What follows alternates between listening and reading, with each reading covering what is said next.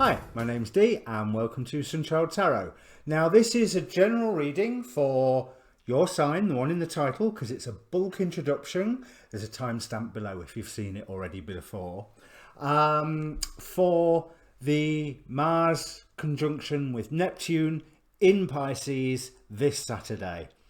I'm not going to speak at length about this because if you look at the link down below in the description for the Facebook page, I've already posted numerous videos about the astrologers who know what they're talking about this conjunction, and it has a wide range.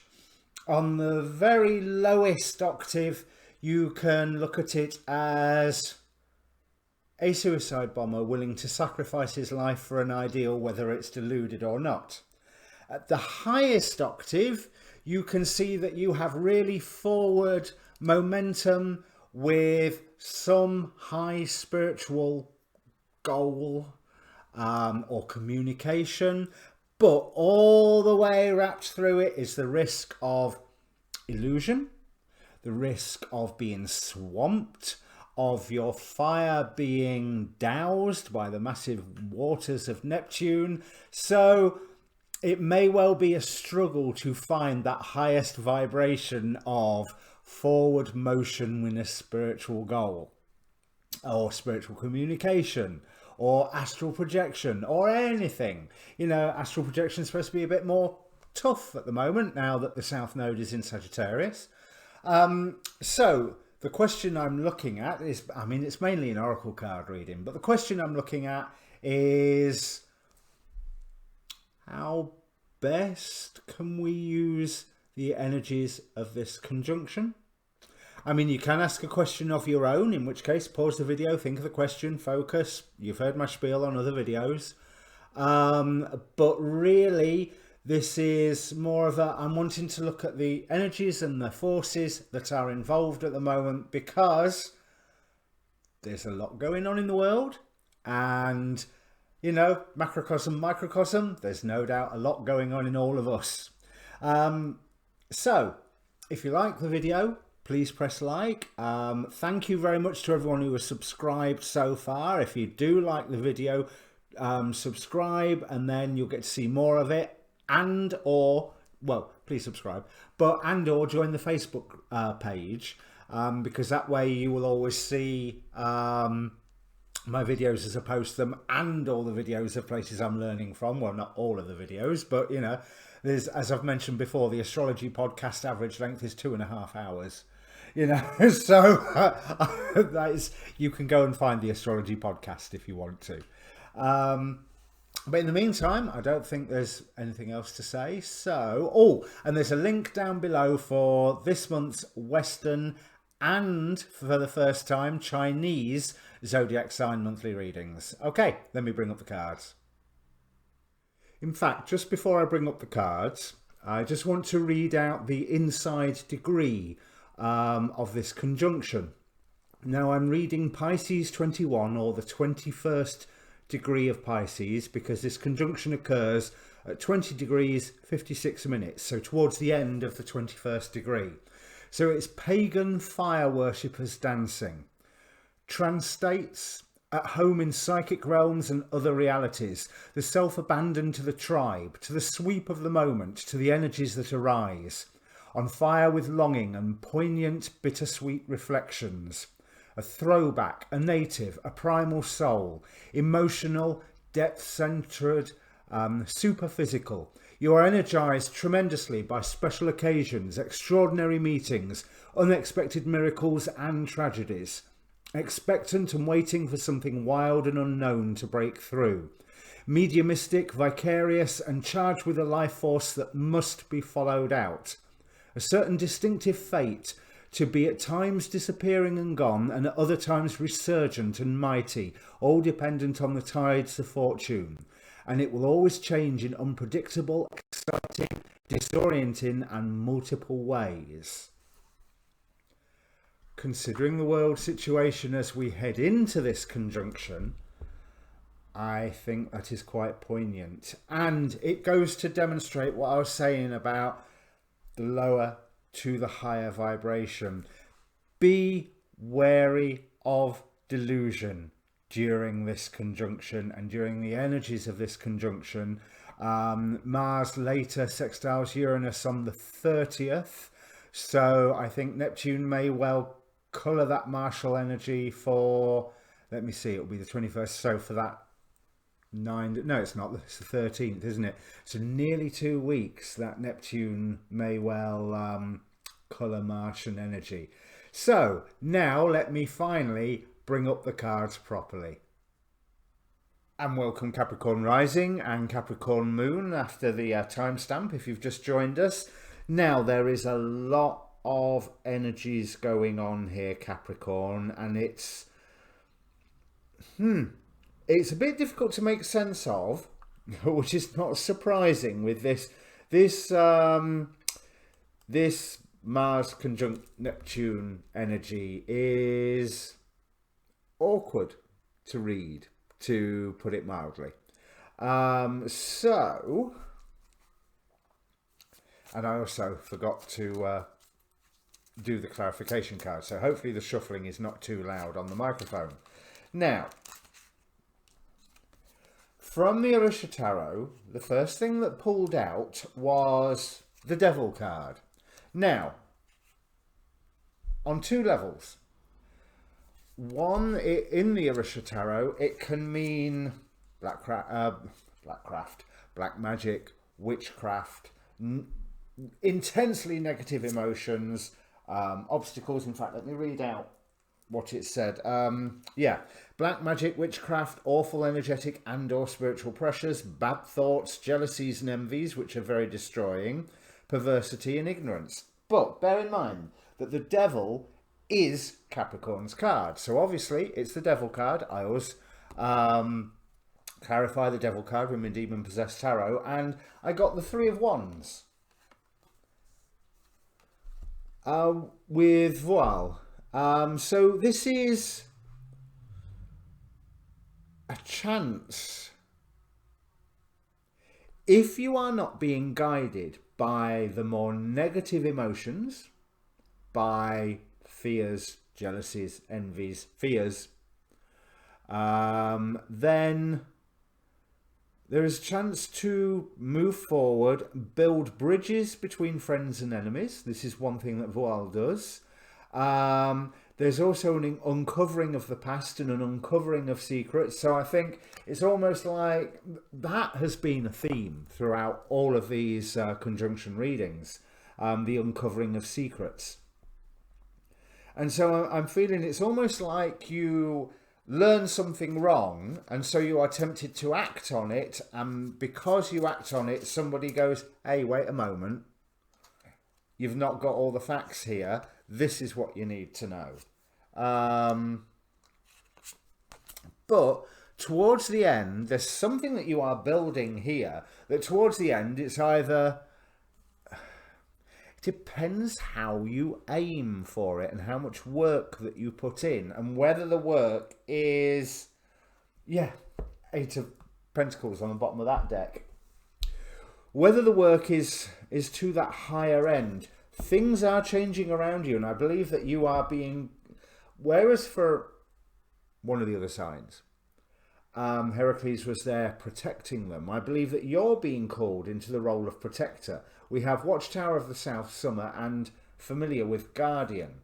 But there is that element of luck with the Black Cat and the familiar, someone who is able to enhance you expressing your will, I suppose. Will would be as a good a term as any. Sorry, I've got a hair sticking out. There's it really shows up against the yellow. So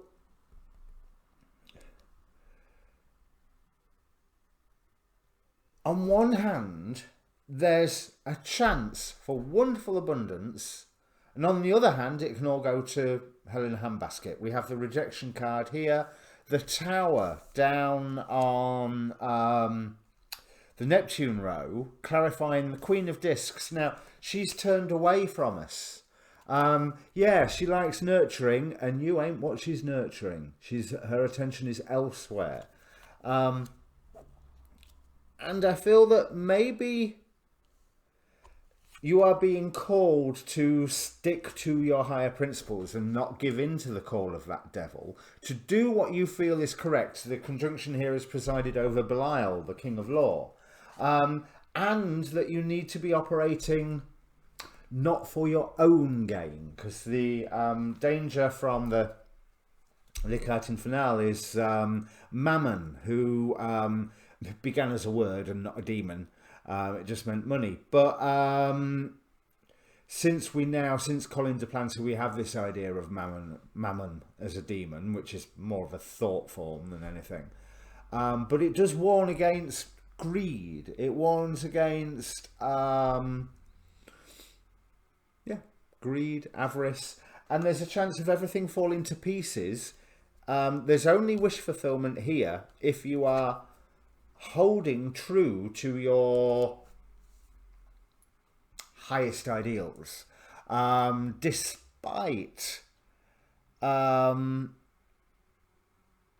the urge otherwise. There's something, I feel that maybe there's some form of offer that it is right for you to reject, and that's something that you are, how can I put it, bringing to a head. This rejecting of something is not something that you don't already know about. It's been going on for a little bit of while, and it's almost like you are wanting to move ahead with declaring your own power, with the Chariot and the Emperor here. But there's a lot of people coming to you as, well, what if you do this? What if you do that? What if you do the other? And I do feel that most of them are not really interested in what you're doing anyway. But with this ceremony and invocation card here at the top, if you set your intentions correctly, there'll be one person who, okay, that I didn't expect that to pop into my head. Basically, they don't care about you, but the idea that you're presenting, they think, yes, now that's something I can get behind. That's Princess of Discs here. Now, so there's that indication of leveling up, appearing like you're leveling up. Now, this is an ally where you think you've leveled up by making this ally, and no, you haven't. You soon find out they've got feet of clay and they're just as useless as you are and just as capable as you are. Saying they're just as useless as you is an awful thing to say. It's not how I meant it at all. But, you know, there's this urge to go, so-and-so from such and such a organisation or from such and such a place has said that they're interested in my work, and then you meet them and it's, you know, I'm not saying they're a hero of yours, but that phrase, never meet your heroes, is just seems to come into play with what I'm feeling here. But there is this constant, almost illusion of levelling up. But I think it's not so much that you are needing to level up, but that you bring what you are aiming to do down into the real world and that you don't get discouraged. It will feel like there's an option to not do it and focus on the money. The moon, under cornucopia, we have the moon with the Four of Cups, where this is a particularly miserable and despondent Four of Cups, where there's less divine will and a lot more boredom. And that is, with the cornucopia card, that's linking to me with the Mammon. I will say, if there's something that you're doing that just feels too easy, don't let that dissuade you, because if it's something that's feeling too easy, that's not a bad thing right now. Use it. But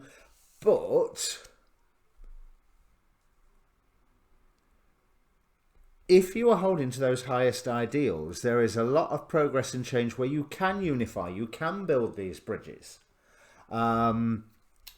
that Val is talking about. Two of Cups here with the Eight of Wands, Nine of Wands. So it's not just change, it's that you can very, very nearly get there and nearly get to the end. But what you are dealing with is stuck energy. Now, I don't feel that this is you. It's not you that's got the stuck energy. You, in the meantime, are dealing with the fears, the envies, the jealousies, and maybe a bit of black magic. Who knows? The tarot cards don't really support that black magic idea. But I do feel impulsed to say it because it is an essential meaning with this particular deck. But there is a chance of wish fulfillment, but that wish fulfillment is only going to come through if you are sticking to your highest desires. Change will come if you keep working at it and you do not give up and you do not get bored. But there is time for you to see the best in the future that is coming and in the future that you are trying to create. There is the Gaia card here. Mother Gaia, feel loved and comforted. But again, there's that sense of the abundance, the Empress, Demeter series. There's also, with the cornucopia. But if you've got plenty, share it. I do feel that there's something that you do need to reject, and it's quite possible that you are committing to this rejection of something. So this may well be what you were, by building a bridge, you may well be saying, right, no more of that, whatever that is. No more. I'm putting my foot down, as we can see with the death card at the end, that you are indeed putting your foot down. Now, I'm not saying that you will actually be successful with whatever it is that you're trying to put your foot down about. But I am saying that you will benefit from working on it, as long as you are working on it with the aim to put your foot down and not benefit from it, if that makes sense. It's a bit of a fine line to tread. You're doing this because it's the right thing for you. You may or may not succeed. Seven of Pentacles, which can also imply to me that the planets are working with you, but in the Thoth Tarot, it says at the bottom, failure. So Seven of Pentacles can be a harvest that has not been tended. So that's why I say you need to keep working at it for the right reasons, as this Hierophant says. So we've got the failed harvest at the top, but wish fulfillment at the bottom, clarified by the Hierophant. Now, this failed harvest, which, with the symbols upon it, no, it doesn't have those symbols on this card. These are, no, they are representative of the planets. So we've got the planets that are either working with you if you are working with them, or having their own way if you're not. And I think you want to encourage them to work with you in whatever this is. Whatever this is. But we have the Death card, where Death there really is putting her foot down. So that could mean that you are successful in stopping whatever it is that you are rejecting, or that a very big foot is put down on your efforts. But either way, there is a harmony and bridge building and a rebirth and a levelling up that comes from you entering into this, whatever it is. I mean, if you're in the States, it's automatic to assume what this thing is that you are saying no more to, but it might be something on a more personal level than that. That might just be a background to what's going on for you personally, and an element of, microcosm, macrocosm, as above, so below, all that sort of thing. The world's struggle is mirroring your own personal path, evolution, whatever you want to call it. There is an evolution on here, but there's so many traps, especially under this Neptune energy, of going, oh, this is really good for me. you know, and falling into that trap of mammon, which is not what you want, because that way you will fail. But also, you may fail anyway, but you will benefit from trying. That Two of Cups could indicate a relationship. I think it's more indicating the bridges that you are successful in building, even if a big foot comes down and stomps on you and says, no, you're not going any further. But this is a time from this row here, by rejecting one thing and opening the door to abundance, you will be blessed. The planets are working with you for you to set the intentions for a better future. Ceremony with invocation here, and then new moon card with promise. And what you are working with is stuck energy. And the one problem with stuck energy is it's stuck. So it takes a lot to shift it.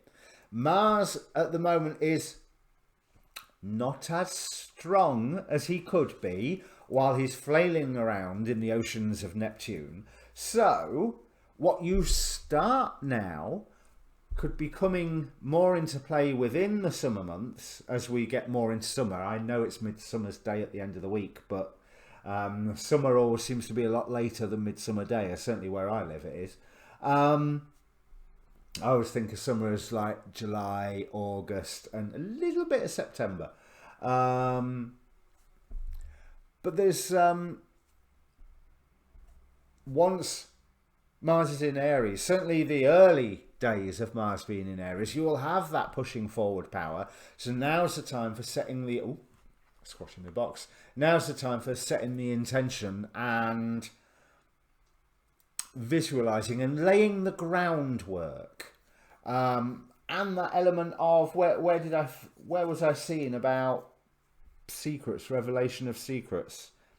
I can't see it. Possibly here.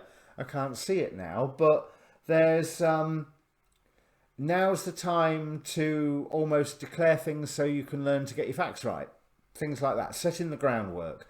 Okay, I'll call it that actually, setting the groundwork. Okay, if this means anything to you, Capricorn, comment down below. If you like what you've seen, press the subscribe button and or come and join us on the Facebook group. All right, cheers.